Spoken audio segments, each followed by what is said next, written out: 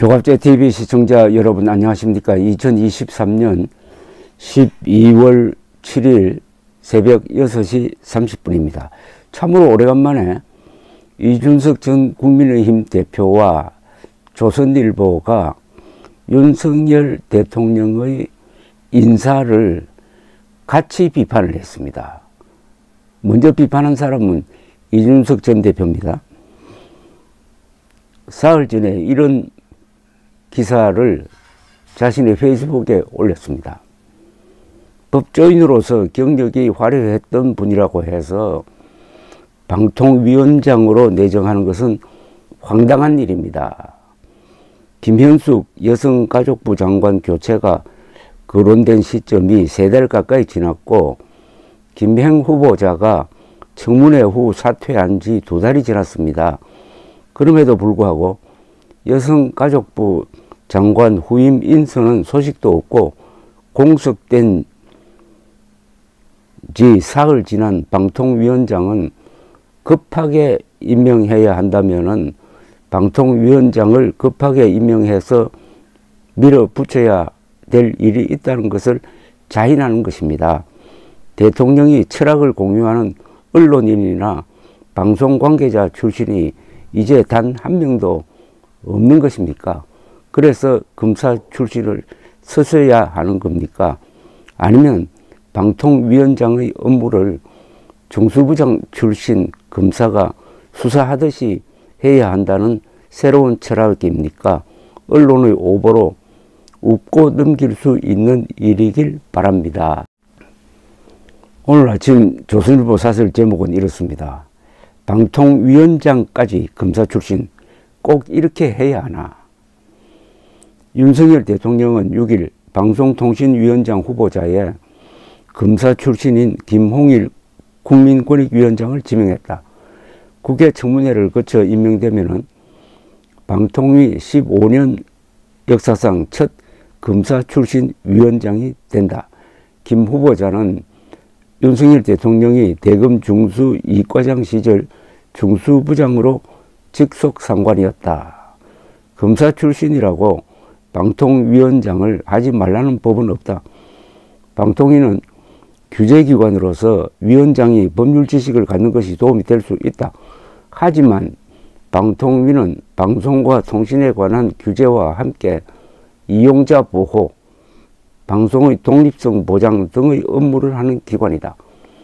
이용자 보호와 독립성 보장은 국민이 보기에 그럴만하다고 고개를 끄덕일 수 있는 인물이 방통위원장이 될 때 더 잘 지켜질 것이다. 방통위 직원 200여 명이 뒷받침하고 있어서 실무적으로 법률 지식이 반드시 필요한 것도 아니다. 게다가 지금 이상인 부위원장이 판사 출신이다. 역대 위원장 7명 중 4명이 언론인 출신이었지만 별 문제가 없었다. 오히려 방송사 재승인 점수 조작 같은 범죄가 벌어진 것은 변호사 출신 한상혁 전 위원장 때였다. 이렇게 된 1차적 원인 제공자는 민주당이다. 총선을 앞두고 자기들 편을 들어줄 방송사를 지키기 위해 취임 석 달밖에 안 된 이동관 전 위원장을 무리하게 탄핵해 직무를 정지시키려 했다. 연말로 예정된 지성파 방송사 재허가, 포탈 규제 등 국정 공백을 막아야 하는 대통령 입장에서는 새 위원장을 조속히 임명할 수밖에 없었다. 사람들이 청문회를 기피하는 통에 인물난이 있었고 급하게 사람을 찾다 보니 오래전부터 알고 지낸 사람에게 눈길이 갔을 것이다. 하지만 이미 현 정부 들어 과거엔 검사들이 가지 않던 자리에 검찰 출신이 임명돼 검찰공화국이란 말이 나오는 실정이다. 인사 추천은 물론 검증까지 검찰 출신이 하고 있다. 이런 상황에서 검사들이 줄줄이 요직에 들어가는 것을 보면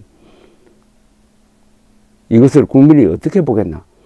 민병과 참여연대 출신이 요직을 독차지했던 문재인 정부는 결국 균형을 잃고 실패한 정부가 됐다. 대통령은 임기 초반 검사 출신 인사가 너무 많다는 지적에 필요하면 더 하겠다고 했다. 아직도 그런 마음인지 묻고 싶다.